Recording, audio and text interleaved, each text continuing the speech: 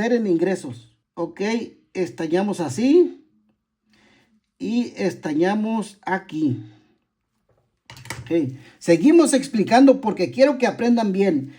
En este momento ya está entrando el voltaje al módulo de carga o BMS, amigos. Ok, vamos a medir los voltajes aquí para encontrar un voltaje de 5 voltios donde vamos a conectar la batería. Usamos nuestro multímetro y empezamos.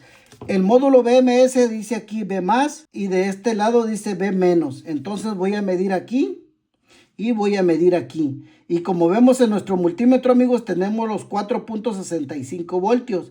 Esto significa que el módulo BMS o controlador de carga está energizado.